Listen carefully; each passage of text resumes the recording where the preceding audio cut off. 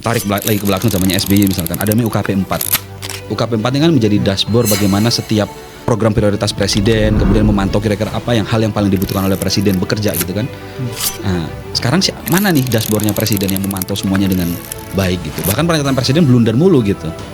Ngomong soal penggilingan padi, untung 2 triliun sebulan lah. Terus baru kali ini ada presiden live streaming, di stop sama akun resmi sekretariatnya sendiri gitu. Kembali lagi di Ruang Zaki. Kali ini kita akan membahas soal bagaimana kabinet menteri bayangan yang sekarang sedang menghiasi diskusi di tengah publik. Dan hari ini gue nggak sendiri, ada Jilul. Siap, Jilul udah lama kita nggak ketemu nih. Iya nih. Ini dia berlaku sebagai Letkol Teddy, Menteri Sekretaris Kabinet. Siap. Dan katanya presiden bayangannya Anies Baswedan, bener gak? Waduh, ini perlu kita luruskan nanti. Jadi gimana tuh? Memang kenapa nggak ada presidennya? Kenapa hanya menteri aja? Oke, yang pertama sebenarnya kenapa nggak ada presiden? Karena memang yang sedang kita lakukan ini kan kerja-kerja teknokratis ya Mas ya, bukan kerja politik praktis. Politiknya ada tentu, politik kewargaan ya. Tapi kalau kita sudah dari awal masang ini presidennya, ini cawapresnya, dipikir nyiapin tim ses kan? Betul. Iya. Itu satu. Yang kedua, ntar dikata makar gitu kalau ada presiden tandingan gitu. Iya. Konsekuensi hukumnya ada. Iya, betul. Dan menjaga kemurnian dari tim ini kan. Betul. Untuk apa sebenarnya yang ingin dicapai. Sebenarnya kabinet menteri bayangan tuh KPI-nya punya nggak sih? Oke, jadi begini, satu ya. Ini kan yang kita buat ini adalah bentuk baru dari koalisi masyarakat sipil kan sebenarnya. Teman-teman CSO itu terbiasa bikin koalisi masyarakat sipil tergantung dengan isu dan sektor. Ada isu MBG, bikin koalisi gitu kan. Ada isu apalagi misal Danantara, bikin Danantara Monitor dan seterusnya, macam-macam. Atau di berbagai isu itu selalu ada, anti korupsi ada koalisinya. Kami merasa kalau koalisi masyarakat sipil perlu lintas sektor dan perlu pendekatan baru karena cara-cara lama udah kita coba kan CSO nih. Di DPR udah mentok gitu kan, apalagi makin kesini DPR-nya itu udah berasa kayak stempelnya eksekutif gitu. Check and balance-nya nggak berjalan. Terakhir perjuangan CSO itu di MK Mas. Terakhir itu waktu kemarin menggugat dana alokasi pendidikan untuk MBG itu kan. Yang kita lakukan akhirnya bisanya di situ gitu. Tapi masa begitu doang gitu kan? Karena kalau udah kadung di MK itu kan sudah ada regulasinya, kebijakannya, anggarannya. Mubazir semua itu kalau ternyata pada akhirnya inkonstitusional gitu kan. Iya. Nah itu. Jadi ide awalnya tuh gimana? Nongkrong di mana? Siapa pencetusnya gitu. Karena Ferry Amsari pasti kan menjadi salah satu sosok yang senior di sana gitu. Betul. Ya. Itu gimana? Betul. Ya itu ceritanya kita ngopi lah ya, teman-teman CSO ini ngerasa kalau kita tuh berkali-kali patah gitu ya masyarakat sipil ini dalam memperjuangkan berbagai hal.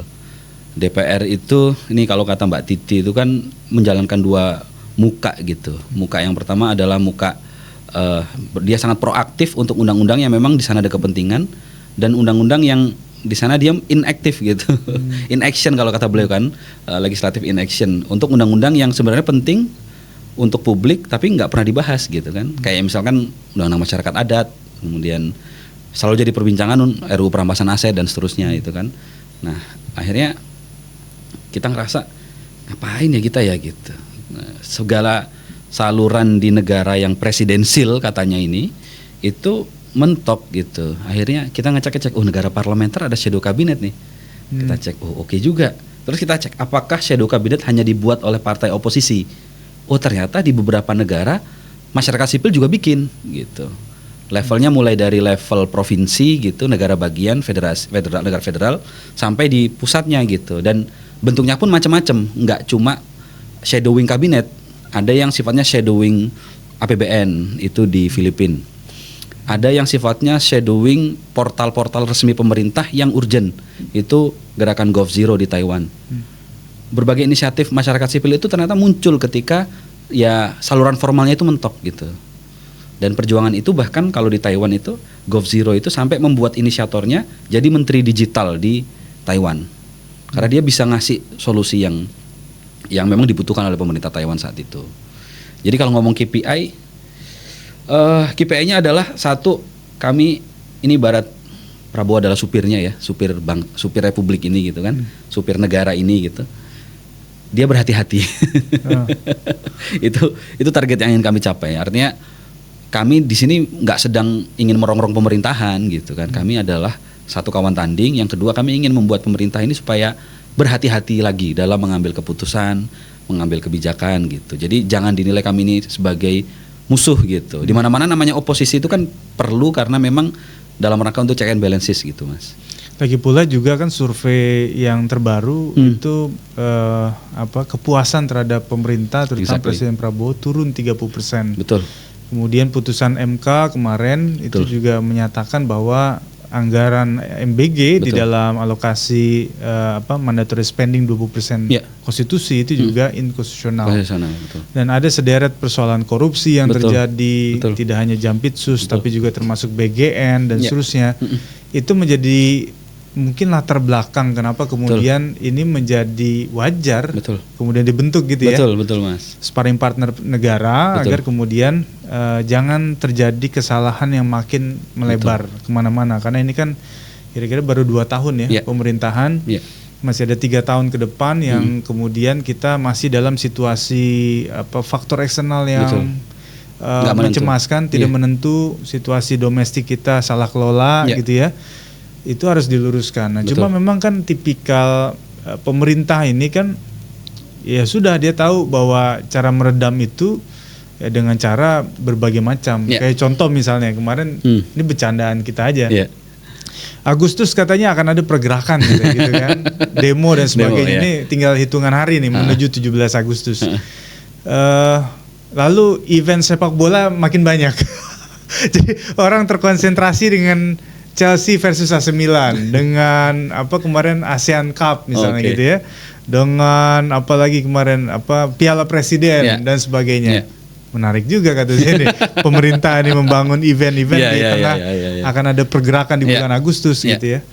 Nah, kalau kemudian kita lihat sekarang ini kan tidak mudah teman-teman ada di situ, nama-nama teman-teman muncul, mungkin ada yang mendoxing. Betul. Ada juga yang mengkritik ya, ngapain sih bikin-bikin beginian gitu kan, ujung-ujungnya juga pemerintah nggak bakal dengerin gitu. Gimana tuh kalau pemerintah ternyata semau dia aja gitu, mengignore gagasan dari kabinet ini? Ya, jadi tadi Mas, kami tuh bertanya-tanya sebenarnya, pemerintah ini sebagai institusi itu punya orang yang menghitung mitigasi resiko nggak gitu? Risiko dari segala macam kengawuran yang ditabrak-tabrak ini, kengawuran pemerintah dilakukan, menabrak berbagai macam batas-batas ini, itu kan pasti ada risikonya yang akan muncul di belakang gitu. Nggak ada nih, kayaknya nggak ada nih yang ngitung-ngitung, karena pidatonya terus lost gitu misalkan ya. Bahkan orang-orang tuh udah selalu mensinkronkan antara pidato presiden dengan IHSG ini gimana pergerakannya gitu kan. Dan sebenarnya kalau pemerintah atau rezim yang berkuasa hari ini mawas diri, lawannya itu bukan masyarakat sipil kok, bukan kita ini gitu. Meskipun oposisi nggak ada ya, bukan masyarakat sipil, tapi lawan alaminya adalah pasar. Pasar ini kan merespon dengan sangat objektif kan apa yang terjadi. Yang kedua, ruang fiskal, nggak bisa dipaksa-paksa itu ruang fiskal. Kalau udah mepet ya mepet, defisit gitu. Dan ada batasnya di konstitusi kan Mas ya. Terus kemudian lawannya adalah perubahan iklim. El Nino ini kalau misalkan nggak bisa direncanakan dengan baik, nanti di banyak daerah udah mulai petani-petani udah mulai sambat, total, ya? mulai gagal panen gitu kan. Dan akhirnya dengan situasi yang kompleks semacam ini, tentu tadi sektor usaha juga pasti merespon gitu kan. Kemarin gimana kita lihat beberapa mall itu pasang pagar tinggi-tinggi karena udah mulai ketar-ketir kan. Jadi memang tanpa kami recokin, jadi jangan dianggap kami ngerecokin terus kemudian Prabowo jatuh. Justru kami mencegah jangan sampai ini terjadi hal yang nggak diinginkan, karena korbannya akan semua gitu. Korbannya bukan cuma yang berkuasa di atas, tapi rakyat di bawah pun ketika terjadi pergolakan pun pasti akan jadi korban gitu. Jadi sebenarnya kami membantu gitu, ngingetin gitu. Ada nggak sih dari pemerintah ini yang ayolah gitu. Kalau dulu misalkan ya di zamannya, kalau tarik lagi ke belakang zamannya SBY misalkan, ada namanya UKP 4. UKP 4 ini kan menjadi dashboard bagaimana setiap program prioritas presiden, kemudian memantau kira-kira apa hal yang paling dibutuhkan oleh presiden bekerja gitu kan. Nah, sekarang mana nih dashboardnya presiden yang memantau semuanya dengan baik gitu. Bahkan pernyataan presiden blunder mulu gitu. Ngomong soal penggilingan padi untung 2 triliun sebulan lah. Terus baru kali ini ada presiden live streaming di stop sama akun resmi sekretariatnya sendiri gitu. Gara-gara salah sebut Salah tentang sebut. nuklir itu Nuklir. ya. Dan itu sensitif bagi hubungan internasional. Betul, itu kan pemerintah dengan segala sumber daya, segala perangkat yang ada, segala kekuasaan dan otoritas yang ada, mestinya kan sangat bisa sekali untuk berhati-hati kan. Iya, iya. Tapi kok nggak kejadian hati-hatinya gitu. Betul. Kalau contoh sederhana misalnya dari kuantiti kabinet. Betul. Kalau dibandingkan kabinet Presiden Prabowo Gibran dengan kabinet Menteri Bayangan nih gimana tuh komposisinya? Ya, memang kita satu ya, semua yang kami lakukan kabinet bayangan ini tujuannya ada dalam rangka memberikan pembanding kepada publik, mestinya begini caranya pemerintahan itu bekerja begitu. Satu, milih orang gitu kan. Milih orang itu ya kita cari misalkan panel yang independen. Kita kemarin minta tolong Pak Eri Riana, Mas Uceng, Mbak Bibip, Mbak Fitri Susanti untuk membantu kami men-screening calon-calon menteri. Terus kemudian dari menteri yang masuk kita screening juga. Dan alhamdulillah dapat nih 14 orang yang luar biasa gitu kan, memang menguasai sektor dan isunya masing-masing. Dan memang kami padatkan sengaja karena memang satu, kami bukan eksekutor kebijakan gitu, sehingga kami bisa memadatkan sektornya. Kayak perekonomian Mas Media Askar itu semua urusan perekonomian dan turunannya tuh itu beliau yang menanggapi gitu kan.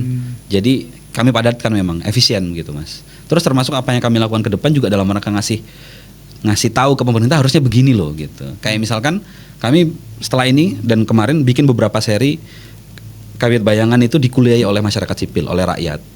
Yang pertama kemarin isu HAM, hukum, anti korupsi. Kita bareng sama ICW yang mau kontras sama aksi Kamisan. Kita yang diajarin gitu, gini loh harusnya. Masyarakat butuh ini karena kebenaran nggak selalu datang dari atas gitu, seringkali datang dari bawah. Terus kemudian kemarin kita diuji kelayakan sama teman-teman UI. Jadi BEM se-UI, akademisi UI, kita udah kayak eksplorasi ketua BEM mau maju gitu. Betul, iya. Dari siang sampai maghrib tuh, sampai mau isya kita duduk 4 jam lebih gitu di situ. Dan ke depan dengan berbagai macam elemen Mas. Nanti 17 Agustus kita akan ke Kendeng bersama para petani. Kemarin kita ditemuin nama ojol, ayo bantu kami dong. Jadi beratnya sih memang ternyata di tengah situasi yang serba nggak menentu ini, orang-orang tuh desperate gitu, menemukan harapan kecil ini kayak kami kabinet bayangan ini, mereka langsung pada datang semua tuh, ngajak untuk bekerja dan kolaborasi bareng-bareng gitu. Jadi artinya dari segi komposisi kabinet saja itu sudah mengukur bahwa kita bisa merespon situasi anggaran negara hari ini. Jadi jangan gemuk-gemuk, efisien. Betul. Lebih baik uang itu datangnya ke rakyat gitu ya, jangan kepada elit. Betul. Walaupun memang kita tahu lah kabinet sebesar hari ini itu kan hasil dari sebuah kesepakatan politik yang panjang itu ya, dan kemenangan Pilpres kemarin itu kan sudah sangat nampak terlihat. Bahkan saya tahu tuh sebelum pengumuman saja pemenang itu tim sesnya aja tuh udah pada saling sikut karena merasa dirinya tuh orang paling berjasa dan pantas untuk dapat posisi yang strategis. Tapi ternyata kan ya itu sudah dikasih kursi sampai wakil menteri ada 3, ada macam-macam. Itu luar biasa. Dan pasti kan publik nanya juga dong Mas Jilul terkait dengan ini gerakan kabinet bayangan ini, gimana cara menjalankan kegiatan sementara butuh bahan bakar. Betul. Sampai tahun berapa? Apakah sampai 2029 menjelang pemilu atau hanya event jangka pendek saja kira-kira? Jadi kami sebenarnya awalnya menarget ya, kita coba akan, ini namanya uji coba ya, kita sedang uji coba. Kita coba 6 bulan deh, ayo Mas Mbak, kita ajak teman-teman menteri kabinet bayangan ini jalan gitu. Harapannya di 6 bulan ke depan setelah itu teman-teman bisa lanjut lagi gitu. Kami sih berharap nafasnya panjang memang. Kerjanya bagaimana? Nah, karena teman-teman semua ini kan orang-orang sibuk semua nih. Mereka punya institusi di belakangnya, aktif sebagai akademisi. Bahkan kayak Menteri Luar Negeri kita Mas Sofan tuh bolak-balik luar negeri tuh. Oh iya, Mas Sofan. Kemarin di Jepang, ntar besok tiba-tiba di mana lagi di Korea. Waduh, jam terbangnya tinggi sekali gitu. Nah, memang perlu ada sekretariat harian. Nah, itu dimandatkan ke saya sebagai sekretaris kabinet untuk mengelola ini secara harian begitu. Itu cara kerjanya begitu. Jadi saya assist support para menteri sebagai, kan memang itu tugas sekretariat kabinet itu semacam itu, assist para menteri apa kebutuhannya, kemudian memfasilitasi semuanya agar memang bisa deliver. Itu yang kami lakukan. Sejauh ini nggak ada bohirnya. Nggak ada bohir ya. Masih patungan. Dan kabinet ini nggak mungkin di reshuffle ya, karena nggak ada presiden ya.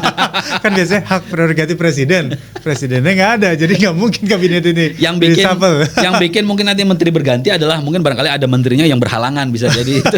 Tapi semoga sih teman-teman tetap bisa lanjut terus gitu. Ya. Jadi ini menarik karena memang tujuannya adalah untuk mengedukasi negara. Betul. Agar kemudian kebijakan-kebijakan itu bisa tepat.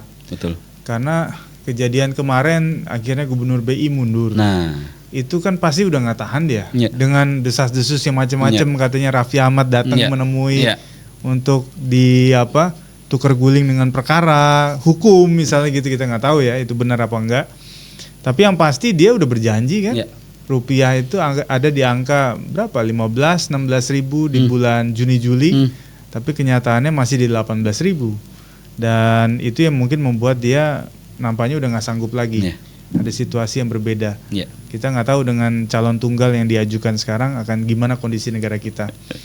Tapi kita jauh tertinggal. Pertumbuhan ekonomi misalnya Vietnam udah 8%, bisa gitu ya. Betul. Kita itu memang digadang-gadang katanya ini udah cukup ada kenaikan. Tapi kan realitas di bawah ini kan berbeda sekali. Banyak ruko yang sepi loh sekarang. Saya tidak bahkan ada peminat. Curhat dari penjual beras, Mas. Itu penjualan beras itu menurun. Orang-orang yang biasanya beli beras, ini orang-orang yang biasa makan 3 kali sehari, jadi mungkin 1 kali sehari. Betul. Dia heran nih, orang-orang yang biasa beli beras ke saya kok nggak beli lagi. Makan apa mereka gitu? Iya. Itu sama kejadian. Kayak keluhan warteg gitu kan. Orang lebih suka makanan-makanan yang tanpa daging itu. Harganya lebih murah, sayur-sayur ya kan. Betul. Selain karena budaya hidup yang sehat, misalnya makannya bening-bening, tapi itu juga faktor ekonomi pasti. Betul. Terus kampus misalnya. Banyak yang akhirnya kemudian justru memilih ke China karena biayanya jauh lebih murah daripada di Indonesia. Dia hidup lebih murah, dapat beasiswa mungkin atau harganya biaya lebih murah. Sehingga banyak kemudian kampus itu PTN PTS berantem gara-gara tidak ada mahasiswa masuk. Betul. Sekolah juga sama. Sekolah swasta itu juga mengeluh kan. Karena persoalan dengan angka yang masuk sedikit, belum lagi ditambah dengan situasi child free. Orang itu kan nggak mau punya anak mungkin alasannya karena tekanan ekonomi kan. Cemas dia dengan masa depan nih, buat gua sendiri aja nggak meyakinkan apalagi ada anak bisa gitu kan. Akhirnya kemudian guru-guru PAUD TK itu udah mulai sedikit tuh anak-anak yang masuk. Banyak sekolah negeri kekurangan siswa. Betul. Itu yang terjadi di satu daerah tuh cuma ada 1 siswa kalau nggak salah. Itu sempat diliput di TV nasional. Ini sudah sangat mengkhawatirkan kondisi negara kita. Betul. Lalu apa yang kemudian kira-kira sikap apa selain diskusi dengan publik yang kemudian itu bisa langsung masuk ke telinga para menteri, terutama menteri-menteri yang memang menjadi bayangan ini. Misalnya Letkol Teddy, kemudian Bima itu apa? Menteri Keuangan. Ya kan, Pak Purbaya misalnya gitu ya, dan menteri-menteri yang lain lah. Saya rasa memang ini kami ngalami sendiri Mas, bagaimana ternyata ini teman-teman media awalnya semangat tuh teman-teman media-media massa gitu kan, kita bikin grup wartawan gitu kan, kita kontakin semua media karena backup kami mau nggak mau adalah ya media sosial satu, yang kedua media mainstream. Mereka sudah ngomong, Mas sudah nggak boleh sama kantor liputan kabinet bayangan gitu. Oh gitu. Itu hari keberapa setelah launching? Itu ya 2 mingguan lah. Oh 2 setelah mingguan. launching. Jadi di event-event berikutnya itu mulai nggak berani. Alhamdulillah kita masih dibantu oleh 2 media yang cukup konsisten dan berani itu ya Tempo sama Kompas gitu. Oh gitu. Selebihnya masih takut-takut gitu. Nah itu ada. Jadi sekarang kan terjadi fenomena swasensor Mas di lingkungan jurnalistik kita. Karena memang ternyata kan iklan belanja iklan pemerintah itu kan dikontrol terpusat oleh Bakom kan. Jadi dilihat kan mana yang kritis nggak dikasih gitu. Kalau yang ikut arahan ya dikasih kan gitu. Ibarat kalau katanya kan kalau udah nenteng ya jangan nantang gitu kan. Itu di media kejadian begitu dan kami memahami. Jadi cara semacam itu kan dilakukan supaya kami nggak relevan gitu. Termasuk pasti pemerintah pun menahan diri untuk merespon kami. Tapi ternyata serangan terus bertubi-tubi kan kami lancarkan gitu kan, kritik ya, serangan dalam artian positif ya, kritik. Ya akhirnya kan mereka memajukan lawan tanding juga, kawan tanding juga. Kayak kemarin udah Ferry berdebat sama Hasan Nasbi dari pemerintah gitu. dan direspon kok sebenarnya, tapi di belakang layar, nggak di depan layar, karena memang itu akan meleverage kami juga gitu ketika direspon. Nah, strategi kami semacam apa? Tentu jawabannya cuma satu, konsolidasi masyarakat sipil. Hari ini tuh terjadi kok Mas, animo di mana masyarakat sipil berusaha membangun konsolidasi. Di kalangan dosen tuh muncul Fiat, Bu Sulis Tewati Irianto kan bikin bersama akademisi yang lain forum intelektual antardisiplin. Kemudian ada lagi konferensi Republik, kalau ingat sempat bikin di UGM, terus diusir waktu di UI, itu juga terjadi. Dan berbagai macam CSO tuh mulai, ayo kita ngapain di berbagai level. Nah, yang kami lakukan ya Kabinet Bayangan ini bagian dari inisiatif masyarakat sipil menjahit itu semua. Agar kita ada dalam satu barisan yang sama gitu. Kita singkirkan dulu perbedaan ideologi lah, perbedaan isu lah. Apa concern kita ke depan gitu. Dengan keadaan yang semacam ini, ayo kita assess nih, apakah pemerintah hari ini masih layak untuk dilanjutkan misalkan. Kalau layak, apakah masih mau mendengar gitu. Kalau udah nggak bisa lagi ya, ayo kita bangun gerakan bersama gitu. Apakah akan secara heroik 98 kira-kira pergerakan untuk merespon situasi ekonomi seperti sekarang? Saya rasa kalau kita berkaca lagi bagaimana pra 98 itu kan animonya semacam ini kejadiannya. Jadi situasi sudah mulai di akar rumput itu sudah mulai, masyarakat rakyat itu udah mulai lapar gitu kan, udah mulai menjerit. Kemudian begal di mana-mana, kriminalitas meningkat. Terus masyarakat sipil juga membangun gerakan gitu. Nah, sebenarnya tadi seperti saya sampaikan, kalau pemerintahan hari ini tidak memperbaiki dirinya secara fundamental gitu kan, pasti akan terus makin lama makin ya pasar makin jatuh, fiskal makin sempit. Nanti El Nino datang, banyak orang lapar, gagal panen di mana-mana gitu. Nah, itu mau nggak mau pasti akan terjadi sesuatu yang tidak diharapkan. Nah, masyarakat sipil mungkin satu, selain menyiapkan diri ketika terjadi sesuatu itu, yang kedua adalah menyiapkan diri pasca itu agar reformasi seperti 98 itu nggak gagal lagi. Hari ini kan kalau kita ukur 6 tuntutan reformasi itu udah hilang semua. Militer misalkan ya, dui fungsi ABRI. Ini udah nggak usah disebut, udah mulai kan militer menguasai banyak tempat. Otonomi daerah sekarang. Bahkan di aspek TKD gitu, sampai tidak hanya di level Pemda, level desa. Itu udah berkurang dana desanya. Betul. Nah, itu buat Kopdes. Di berbagai aspek Mas. Di aspek misalnya tuntutan bebas KKN. Waduh, sekarang KKN itu udah makin merajalela. Kalau ngobrol sama teman-teman KPK di balik layar ya, mereka udah ngerasa ini harusnya kena gitu. Tapi nggak berani, nggak punya kekuatan politik gitu. Nah, jadi ya memang situasinya kalau masyarakat sipil nggak siap, mungkin elit akan kocok ulang aja kejadiannya mungkin ya.